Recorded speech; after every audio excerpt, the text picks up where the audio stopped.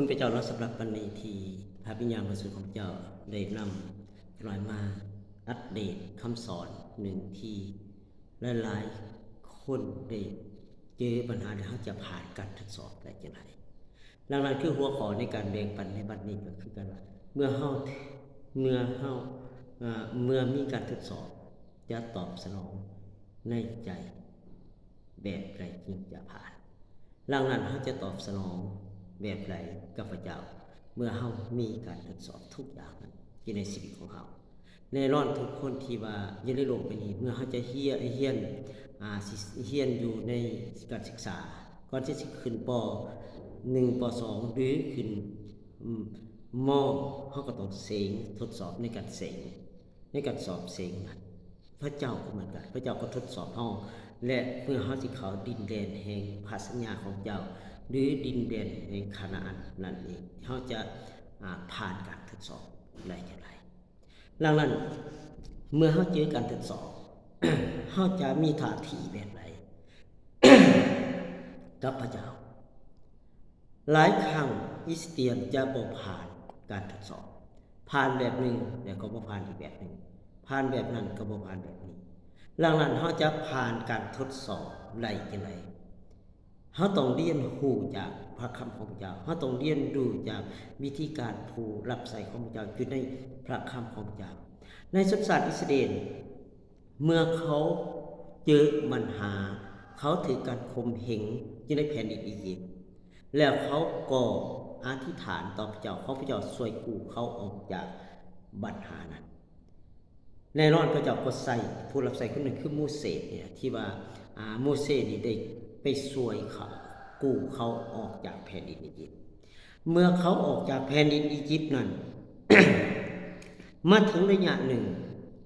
เขาก็เจอการยากลำบากเขาก็เจอการยากลำบากการอึดอยากมาแข่งกันหลายๆอย่างท่าที่ของเขาบริผ่านการทดสอบเขาเป็นคนขี่บนขี่จมต่อว่าเป็นคนชอบใส่ลายปลายสีเป็นคนมักทุกอย่างที่เป็นความบาปนั้นพี่น้องที่รักในพระคัมภีร์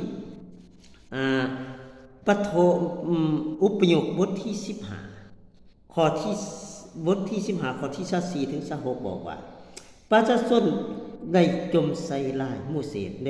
และถามขึ้นว่าพวกเจ้าจะหานามาแต่ไสดีโมเสสจึงได้อ่อนบอนอธิษฐานด้วยใจร้อนรนต่อพระเจ้ายาเวห์และพระเจ้ายาเวห์ก็ได้แสดงให้โมเสสเห็นไม้ท่อนหนึ่งโมเสสจึงจับไม้ทั้งไม้ท่อนนั้นทิ่มลงใส่น้ำดังนั้นน้ำจึงเศร้าขมและดื่มได้ในที่นั้นพระเจ้ายาเวห์ได้ให้กฎบัญญัติต่างๆเพื่อลำเลียงชีวิตและในที่นั้นพระองค์ได้ทดสอบดังนั้นชนชาติอิสราเอลที่เมื่อเขาออกจากแผ่นดินอียิปต์แล้วเมื่อข้ามน้ำทะเลแดงมานั้นแล้วพระเจ้าก็ทดสอบจิตใจของเขาให้เขาน้ำอยู่ในทีมที่เขาอยู่นั้นก็กลายเป็นลดคมพระเจ้าเมื่อนั้นเขาก็มีท่าทีอะไรเขาจมเขาบ่นต่อโมเสสและบ่นต่อพระเจ้าพี่น้องที่รัก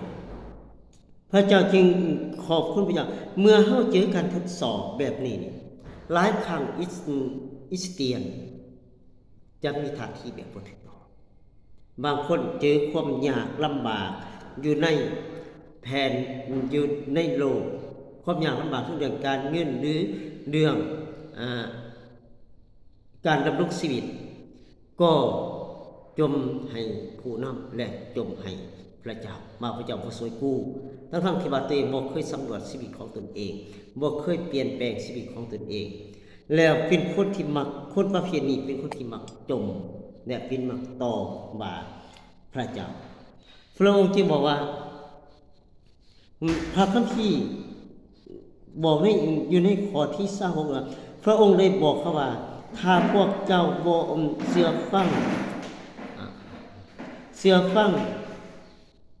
พระเจ้ายาเวห์พระเจ้าของพวกเจ้าโดยเฮ็ดสิ่งที่ถูกต้องในสายตาของพระองค์และเฮ็ดตามขอคำสั่งทุกข้อของพระองค์เฮาก็จะบ่ลงโทษพวกเจ้าโรคไข้ขาเจ็บลังทีได้นำมาทำลายสร้างอียิปต์นะพี่น้องที่รักพระเจ้านี่นะถ้าเจ้าเชื่อฟังพระคำของเจ้าทุกข้อและโลกทุกอย่างมันจะบ่เกิดขึ้นอยู่ในชีวิตของเราโรคไข้เจ็บพระเจ้าจะให้เกิดขึ้นพระเจ้าจะปกป้องรักษาสำคัญเราเชื่อฟังพระคำของเจ้าทุกข้ออยู่ในชีวิตของถ้าที่คนที่บริพานการทดสอบหนึ่งคือเมื่อเจอการยากลำบากเป็นคนมักต่อว่าพระเจ้าบุคคลนี้จะบ่ได้ผ่านการทดสอบ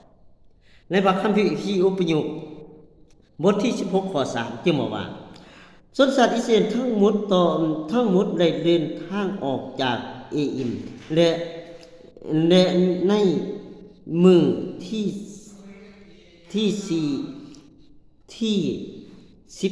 15เดือนที่2หลังจากได้ออกมาจากประเทศอียิปต์พวกเขาได้เดินทางมาฮอดถิ่นทุรกันดารสินที่ซึ่งอยู่ระหว่างเออิมและภูเขาซีนายอยู่ในถิ่นทุรกันดารนั้นพวกเขาเลยจมใส่ลายมูเสสกับอาโรนว่าพวกเขาเว้าว่าพวกเขาอยากให้พระเจ้ายาเวห์ฆ่าพวกเขาทิ่มอยู่ในประเทศอียิปต์บอนที่พวกเขาได้กินปลาอาหารเต็มที่เต็มอิ่มพุนสาแต่ทานพันทับนำเฮาออกมาอึดตายอยู่ในถิ่นแห่งแดนการดารสินนั้นพี่น้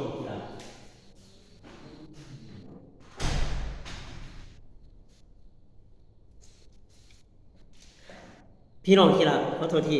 พี่น้องที่รักดังนั้นเมื่อชนชาติอิสราเอลเมื่อเจอการยากลำบากเขาตอบสนองแบบไรท่าทีเป็นคนขี่จมขี่บนเป็นยังจริงบ่ให้พระเจ้าจึงบ่ขาอยู่ในแผ่นดินอียิปต์ทั้งที่เขาทูลต่อพระองค์อธิษฐานต่อพระองค์ขอให้คนช่วยพระเจ้าช่วยชีวิตของเขาให้พ้นจากการข่มเหงการเป็นทาสในประเทศอียิปต์นั้นดังนั้นเมื่อเฮามีการลำบากอยู่ในชีวิตของเฮาบางคนอาจจะต่อว่าหรืออาจจะจมต่อพระเจ้าหรือผู้รับใช้ของพระเจ้าหรือจมต่อชีวิตของตัวเองว่าชีวิตของตัวเองแย่มีดูถูกตัวเองดูแค้นตัวเองแล้วก็บ่ตั้งยึดมั่นอยู่ในขอพระคำของพระเจ้าคนประเภทนี้จะเป็นคนมักขี่บนมักขี่จมใส่ลายป้ายสีคนอื่นเป็นคนที่บ่เชื่อฟังพระคำของพระเจ้าเป็นคนที่ทะนุตัวและเป็นคนที่บ่มักในการที่สามัคคีธรรมเป็นคนที่มาสักการพระเจ้าแต่บ่ได้เชื่อฟังพระคำของพระเจ้าดำเนินชีวิตตามเนื้อหนังของตนเองแล้วเนี่ยจะมีการเจิมมีของรับประทานถ้ายังมีชีวิตแบบการทะเลาะวิวาทกันโต้เถียงกันจมให้พระเจ้าแล้วก็พระเจ้าบ่อวยพรชีวิตของเฮาก็ต่อว่าพระเจ้าคนนั้นยังมีวิญญาณหนึ่งอยู่ในชีวิตของตนเองพี่น้องที่รักพระเจ้าเฮาสิมีสิทธิ์จังที่จะต่อว่าพระเจ้าเฮาเดินตามและปฏิบัติตามพระคำพระเจ้าพระเจ้าเป็นผู้ที่อวยพรชีวิตของเฮาเป็นพระเจ้าเป็นที่ช่วยกู้เฮาออกจากทุกอย่างแต่เฮาปฏิบัติแม่นสิไปต่อว่าพระเจ้าต่อว่าบุคคลนั้นบุคคลนี้ที่แบบนั้นแบบนี้นั่นคือเป็นการอิสเตียนทั้งว่ามีฤทธิ์อำนาจนี่เด็ดในชีวิตของตัวเองยังเป็นอิสเตียนยังเป็นอิสเตียนฝ่ายศาสนา เป็นคริสเตียนยังลำเนินชีวิตตามเนื้อหนังแต่มีดีๆตัวจริงเนื้อหนังต้องการบ่ไหลแต่จมเนื้อหนังต้องการแต่บ่ไหลต้องการสินั้นบ่ไหลบนต่อพระเจ้าโดนต่อผู้นำแม้แต่มีดีเตียนทำการรักษาโรคไรแต่ยังมีชีวิตยังเป็นคริสเตียนเกิดมาวิสเตียนฝ่ายเนื้อหนังเพราะว่าบ่ได้ดำเนินชีวิตตามพระวิญญาณเป็นคนมักจมต่อว่าผู้นั้นต่อว่าผู้นี้ต่อว่าผู้นำต่อว่าคนนั้นต่อว่าคนนี้ผู้ละบ่ไหลใจต่อว่าคนนั้นต่อว่าคนนี้นั่นเป็นคนที่ได้คริสเตียนฝ่ายเนื้อหนังนี่คริสเตียนรับผีรักษาโรคเป็นฟาริสีได้บ่ไรแต่เป็นฟาริสีทางฝ่ายวิญญาณอย่าลืมว่าทุกอย่างพวกฟาริสีเป็นฟุติธรรมนั้น มันบ่งบอกในความคิดของมนุษย์มันบ่งบอกในสันดานของมนุษย์ว่าสิ่งนั้นพระเยซูไปเบิ่งชีวิตของพระเยซูเป็นแบบไรพระองค์จึงบอกว่าจงกล้าหรือว่าจงเรียนแบบเฮาได้ตามเข้ามาพระองค์ดำเนินชีวิตแบบเดียวกับพระบิดาแล้วพระเจ้าจะมาให้เฮาเรียนแบบพระองค์และเฮาต้องเป็นคนที่อดกันอดทนในการยากลำบากอดทนในการข่มเหงอดทนในการทุกอย่างอย่าเป็นคนมักขี่จมอยากให้ทุกคนเป็นคนนักอธิษฐานและดำเนินชีวิตตามพระคำของพระเจ้าข้อที่8ที่บอกว่ามูเสกก็กล่าวว่าแม้นพระเจ้ายาเวห์ที่จะได้ให้พวกเจ้ากินศีลในตอนแรกและจะให้มีข้าวจีกินอย่างอุดมสมบูรณ์ในตอนเช้าเพราะพระเจ้ามาได้ยินเสียงจมของพวกเจ้าอย่างรุนแรงเมื่อพวกเจ้าจมใส่ลายพวกเจ้าทั้งสองแม่นผู้ใดเราความจมลายของพวกเจ้าบ่ได้ต่อสู้พวกเฮาแต่ต่อสู้พระเจ้ายาเวห์พี่น้องที่รักบางครั้งเมื่อเฮาจมต่อว่าพี่น้องคริสเตียนผู้นำผู้รับใช้คนอื่นอย่าลืมนะพี่น้องกำลังจมต่อสู่พระเจ้าบางครั้งอธิษฐานพระเจ้าบ่ตอบคำอธิษฐานเป็นน้ำสวนั่นเป็นน้ำอาจารย์คนนั้นเป็นน้ำอาจารย์คนนี้อธิษฐานของบ่ได้ตอบคำนั้นข่อยอธิษฐานต่อพระเจ้าบ่ตอบข่อยจมต่อพระเจ้าบ่ฮักลูกบ่ได้นั่นนี่นั่นระวังนะพี่น้องกำลังต่อสู้พระเจ้าเฮาเป็นผู้ใดแล้วเฮาจะไปต่อสู้พระเจ้าเฮาเป็นผู้ใดเฮาจะไปบนต่อพระเจ้าหน้าที่เฮาคือเปลี่ยนแปลงชีวิตของตนเองและกลับใจใหม่บางครั้งที่พระเจ้าบ่อวยพรชีวิตของเฮาเป็นหยังเมื่อสังสารที่สิ้นเมื่อเขาเจอในการที่ยากลำบากนั่นคือเขาได้เฮ็ดหยังอธิษฐานต่อพระเจ้าอธิษฐานขอให้พระเจ้าเปลี่ยนแปลงชีวิตของเขาขอพระเจ้านำเขาขอพระเจ้าบทบาทชีวิตของเขาเป็นนักอธิษฐานดีกว่าเป็นนักจมต่อพระเจ้านั้นพี่น้องที่รักนั่นการคือเหตุการณ์ที่ว่าคนสัตว์อิสราเอลเขาจมต่อสู่พระเจ้าและจมต่อพระเจ้ายาเวห์และจมต่อผู้นำอีกพอเขาไปอยู่ในถิ่นแห่งแดนกันดารนั้น40 ปีเขาบ่ได้เข้าสู่ดินแดนแห่งพระสัญญาบทที่14การดานวิถีคือจดเป็น4บทที่14ข้อ1ถึง3บอกว่าประชาชนต่างก็ห้องไห้ด้วยความทุกข์ใจตลอดทั้งคืนพวกเขาจมใส่ลายมูเสสและอาโรนตายอยู่ที่ประเทศอียิปต์หรืออยู่ที่แห่งแดนกันดารก็ยังดีกว่าเป็นหยังพระเจ้ายาเวห์จึงนำพวกเขาเข้าไปในดินแดนนั้นพวกเขาจะถูกฆ่าในสนามรบและบรรดาลูกเมียของพวกเขาก็จะถูกจับไปพวกเขากลับคืนไปอียิปต์ก็ดีกว่าบ่ฉะนั้นพวกเขาจึงได้เว้าต่อกันและกันว่าให้เลือกเอาผู้นำผู้หนึ่งและขึ้นไปประเทศอียิปต์นั้นเขาเฮ็ดหยังอีกจมอีกแล้วเมื่อพระเจ้าสินำเขาเข้าไปดินแดนแห่งการอุดมสมบูรณ์เต็มไปด้วยดินแดนแห่งน้ำนุ่มและน้ำพึ่งเป็นดินแดนแห่งการอุดมสมบูรณ์ แต่พวกเขาก็จมว่าพระเจ้าสินำเฮาไปตายบ่ไปสู่แน่นอนเฮาจะไปเข้าสู่ดินแดนแห่งการอุดมสมบูรณ์หรือดินแดนแห่งพระสัญญาแน่นอนก็ถูกการข่มเหงแน่นอนก็ถูกการหลายๆอย่างต้องเฮาต้องส่วนเฮาต้องปฏิบัติและเสียฟังพระเจ้าการถ้าเฮาจมใส่ร้ายเฮาก็บ่ได้รับพระพรในสิ่งที่พระเจ้าได้นำชนชาติอิสราเอลเข้าสู่ดินแดนแห่งแผ่นดินอียิปต์นั้นดินแดนแห่งการอุดมสมบูรณ์คือเมืองยิริโคนั้นพี่น้องที่รักพระเจ้าจะก็ใส่คนสอบแน่คือสอดแนมเข้าไปก็มีสายมียูซัวแล้วก็มีคาเลที่เข้าไปในจุดนั้นแล้วพวกเขาสอดแนมเข้าไปในจุดนั้นในดินแดนแห่งการอุดมสมบูรณ์บางคนก็บอกมาใส่ลายดินแดนนั้นเขาก็บ่ได้เข้าไปในดินแดนแห่งพระสัญญาเขาก็เลยบ่ได้ผ่านการทดสอบและบ่ได้ผ่านการทดลองนะแต่คนที่มีจิตใจเข้มแข็งดื้อเข้มแข็งและต่อต้านยึดมั่นกับพระเจ้าคือยูสวยเขาก็เลยเข้าไปคือยูซีวานั้นเขาก็เลยเข้าไปได้ดินแดนแห่งพระสัญญาดังนั้นคนจำพวกนี้เขาจะเยอะเหตุการณ์อีหยังก็ตามเขาจะเป็นคนที่ขี้บ่นและจมเจอความยากลำบากนั่นคือจมต่อพระเจ้าจมต่อตัวเองบ่อยากบากบั่นเข้าไปถึงที่ความสำเร็จบ่อยากบากบั่นเข้าไปถึงความที่พระเจ้าให้เขาเป็นบางครั้งนี่บางคนจะทดสอบในเรื่องการธุรกิจบางคนจะทดสอบในเรื่องการหลายๆอย่างเขาต้องบากบั่นถ้าพระเจ้านำเขาเป็นนักธุรกิจเขาก็ต้องเป็นนักธุรกิจที่ยืดอดทนต่อการอย่างลำบากก่อนที่พระเจ้าจะให้เขาเจอความอุดมสมบูรณ์ได้พระเจ้าก็ต้องทดสอบเขาจะรักษาเงินพระเจ้าได้จังไดเขาจะมีท่าทีแบบไรในการที่ตอบสนองในการที่พระเจ้าได้นำชีวิตของเขาบางคนอาจจะพระเจ้าที่อวยพรชีวิตของเขาบางอย่างพระเจ้าก็ทดสอบชีวิตของเหมือนที่พระเจ้าจะให้ชนชาติอิสราเอลเขาในแผ่นดินคานาอันที่ยึดมันในดินแดนแห่งการอุดมสมบูรณ์พระเจ้าก็ทดสอบแต่ต้องไปต่อสู้ต้องไป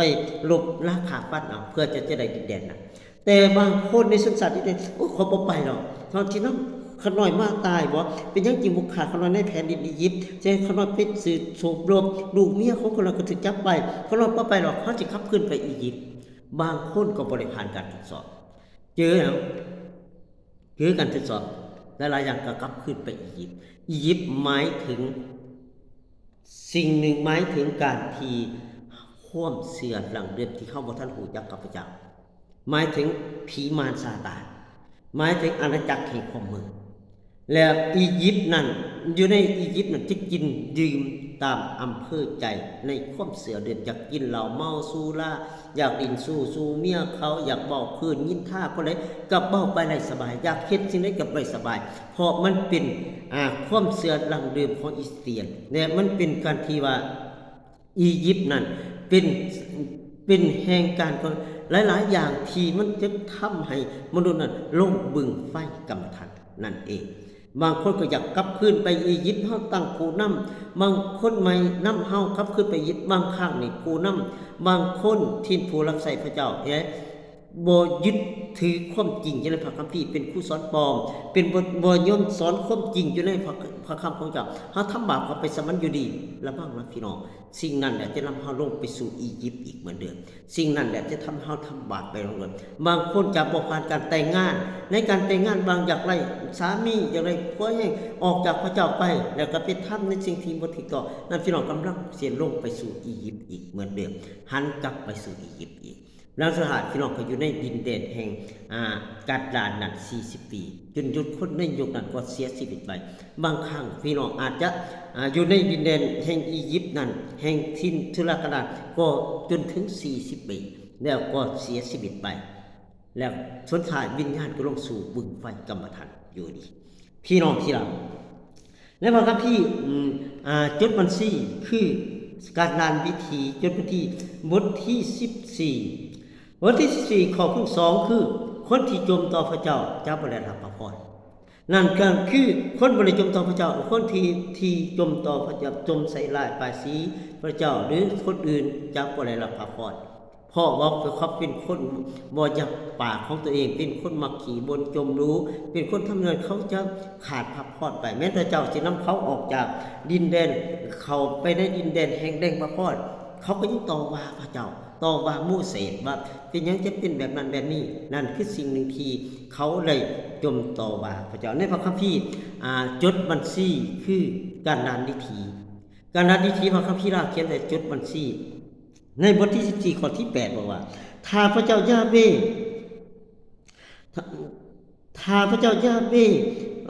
หากพอใจนำพวกเจ้าพระองค์ก็จะนำพวกเฮาไปที่นั่นและมอบดินแดนแห่งการอุดมสมบูรณ์และหังมีให้แก่พวกเฮาอย่ากาบฏต่อพระเจ้ายาเวเลยและอย่าสุยาน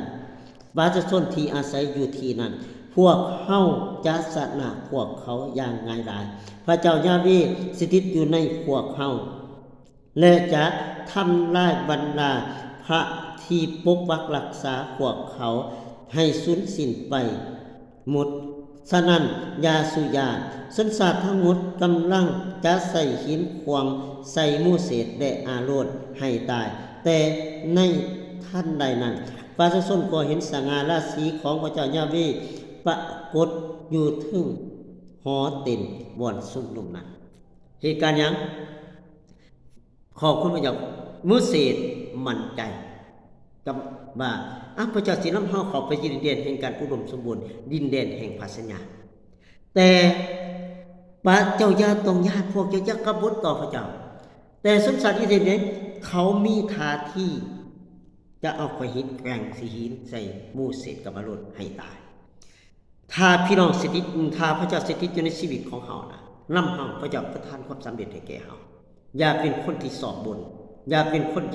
ย่าตัดสินปัญหาก่อนที่การที่พระเจ้าจะนำเข้าไปบางครั้งพระเจ้าจะอวยพรชีวิตของเฮาพระเจ้าก็ต้องทดสอบเฮาการทดสอบนั้นเป็นการที่เฮาจะผ่านได้รับพระพรที่มาจากพระเจ้าอย่าตัดสินในการทดสอบอย่าเป็นคนที่ใจน้อยอย่าเป็นคนที่ถอยลงคออย่าเป็นคนที่เบิ่งปัญหาและตัดสินปัญหาถ้าพระเจ้านำเฮาจริงๆนะพระเจ้าก็จะนำเฮาไปสู่ความอุดมสมบูรณ์ได้พระเจ้าเป็นพระเจ้าที่มั่งมีนะพระเจ้าอยากอวยพรชีวิตของเฮาอยากให้เฮาครบบริบูรณ์อยู่ในโลกวันนี้คือครบบริบูรณ์แม้เฮาจะเป็นคนที่มหาเป็นเศรษฐีจริงครบบริบูรณ์มั่งมีทั้งเรื่องการเงินมากจริงครบบริบูรณ์บ่แม่นเป็นแบบนั้นนะพี่น้องการครบบริบูรณ์ในชีวิตของเฮาเป็นคนที่มั่งมีฝ่ายวิญญาณสำคัญคือเฮามั่งมีฝ่ายวิญญาณแล้วเฮาชีวิตที่ครบบริบูรณ์โรคไข้ไข้เจ็บบ่มีในร่างกายครอบครัวอุดมสมบูรณ์ลูกเต้าบ่ติดยาเสพติดครอบครัวบ่ได้อยู่ในปัญหาในการเจ็บป่วยการเงินก็มีพอได้ใช้พอได้จ่าย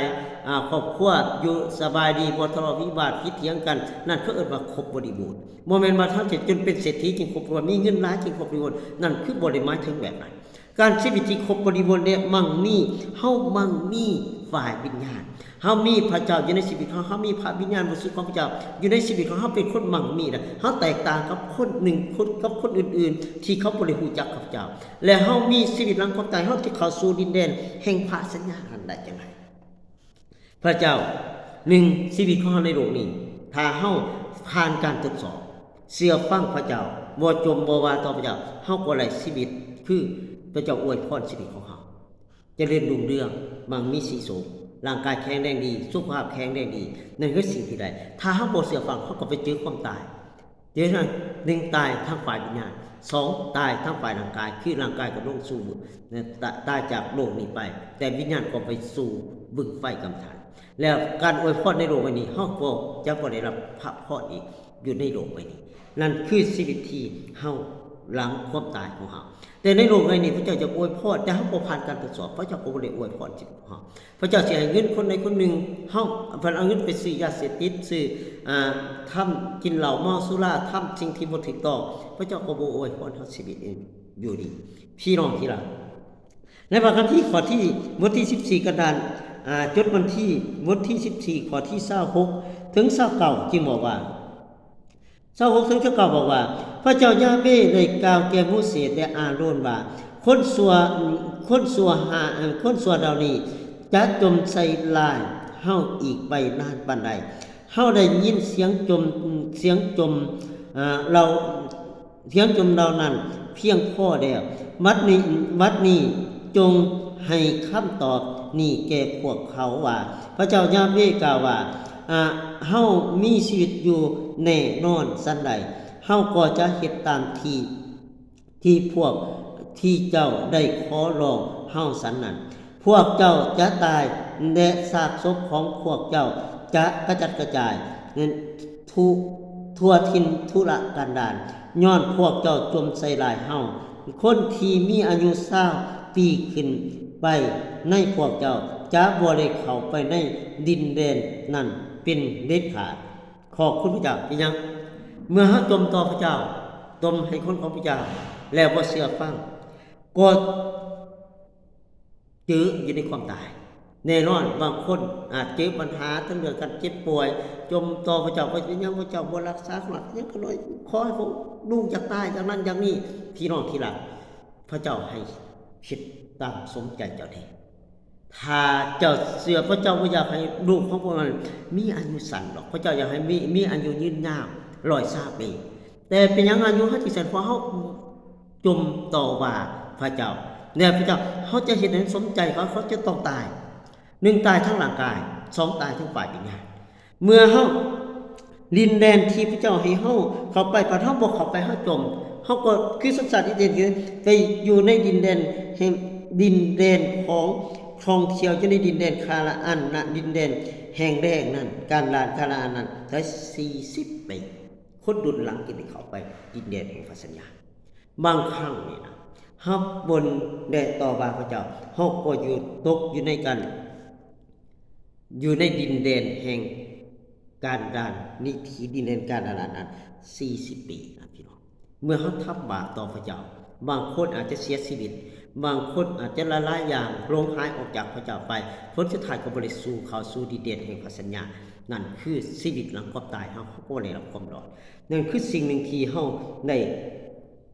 จมต่อพระเจ้าและจมต่อมนุษย์นั้นดังนั้นพี่น้องที่รักเฮาต้องหันหลังออกจากความบาปอย่าเป็นคนที่ชอบขี่จมและชอบวนต่อพระเจ้าวนต่อมนุษย์ยึดมันอยู่ในความเสื่อดำเนินชีวิตอยู่ในความเสื่อและเฮาจะเห็นพระพรของพระเจ้าในโลกวันนี้พระเจ้าก็อวยพรชีวิตของเฮาเมื่อเฮาอยากรับพระพรของพระเจ้าเฮาเป็นแน่พี่น้องเฮาต้องยึดถือคำสั่งสอนของพระเจ้าในพระคัมภีร์เมื่อเฮาจมเนี่ยเจอหยังขึ้นขอบคุณพระเจ้าพระเจ้าโกหกพระเจ้าก็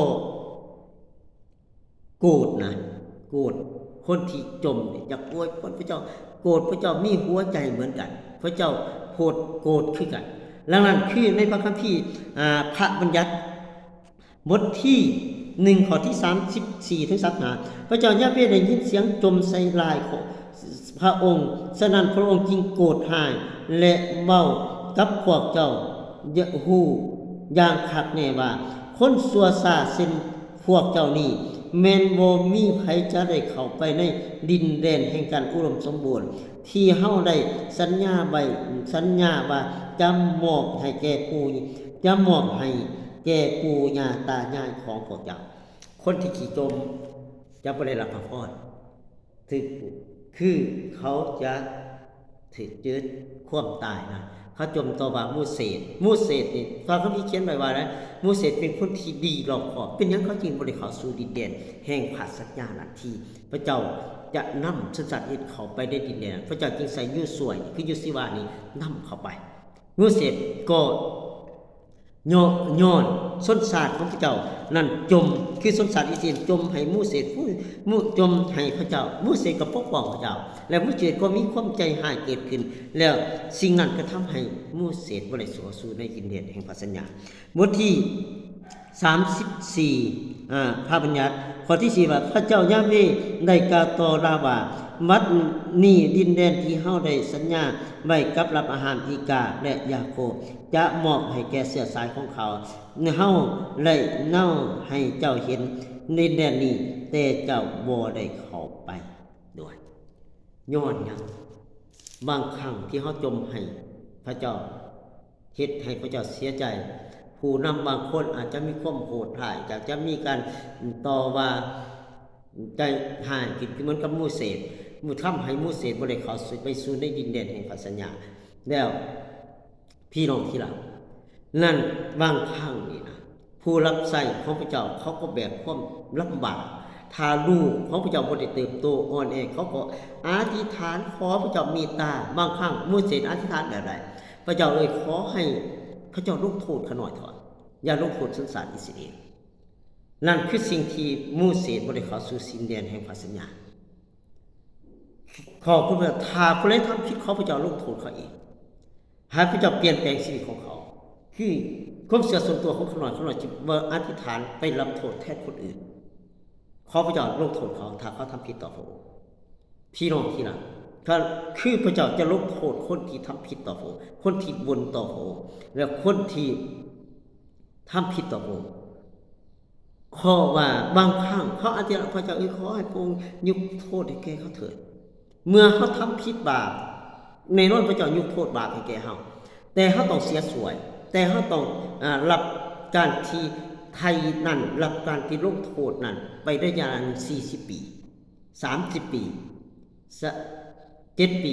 7 ปีบางอย่างถ้าโทษที่นัก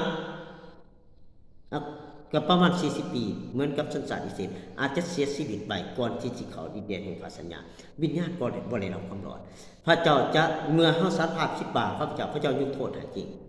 ถ้าแล้วต้องใส่เสียสวยให้กับพระเจ้าอย่าไปทำนะพี่น้องอย่าไปทำสิ่งนั้นอย่าไปต่อว่าพระเจ้าอย่าไปบนต่อพระเจ้าอย่าไปบนต่อผู้รับใช้ของพระเจ้าเขาก็ทำงานหนักเหมือนกันเขาก็รับใช้พระเจ้าโดยใจร้อนรนถ้าเฮามีจิตใจบ่ถูกต่อว่าผู้นำเบาให้ผู้นำข้ามทุกอย่างนั้นถ้าเขาทำผิดเขารับผิดชอบเองกับเจ้าแน่นอนชีวิตของความตายเขาก็บ่ได้รับความรอดเหมือนกันเพราะเขาทำผิดต่อหน้าพระทัยของพระเจ้าถ้าเขาทำงานที่ถูกต้องขอบคุณพระเจ้าพระเจ้าก็อวยพรชีวิตของเขาและพระเจ้าก็ให้เขามีบำเหน็จอยู่ในสวรรค์ที่ถ้าเขาทำบ่ถูกต้องเขาก็บ่ได้มีบำเหน็จอยู่ในสวรรค์เหมือนกันเขาก็ถูกตัดสินเหมือนกันเพราะว่าผู้ตัดสินคือพระเจ้าบ่แม่นมนุษย์บ่แม่นเฮาจะไปไกลโทษเฮาต้องรับผิดชอบชีวิตของเฮาเองอย่าไปอยู่ในดินแดนแห่งพระสัญญาดินแดนแห่งคานาอันนั้นเฮาต้องเข้าในดินแดนแห่งพระสัญญาเต็มไปด้วยพระพรของพระเจ้าอยู่ในชีวิตของเฮาต้องเข้าไปในจุดนั้นให้ได้พี่น้องอุปยุกบทที่4ข้อ1บอกว่าบทที่4พระบัญญัติบทที่4ข้อ1ถึง4ข้อนี้บทที่4ข้อ1ถึง4ถ้าเฮาเชื่อฟังคำของพระเจ้าขอทุกคำและย่อมเปลี่ยนแปลงชีวิตเฮาก็ได้รับพระพรในการเชื่อฟังพระคำก็ได้รับพระพร3คือ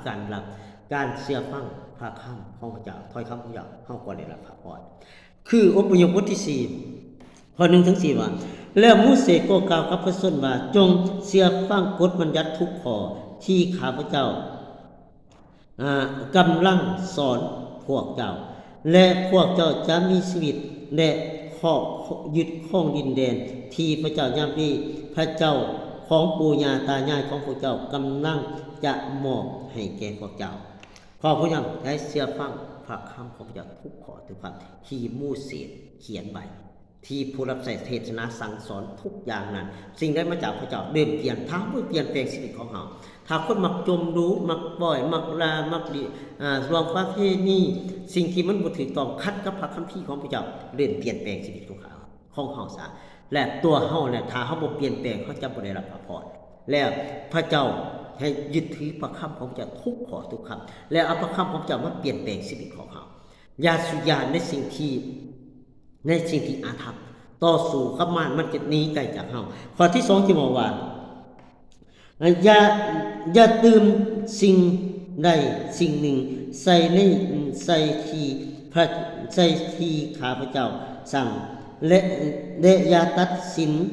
สิ่งใดสิ่งหนึ่งออกจงรักษาคอยคำสั่งของพระเจ้ามาเว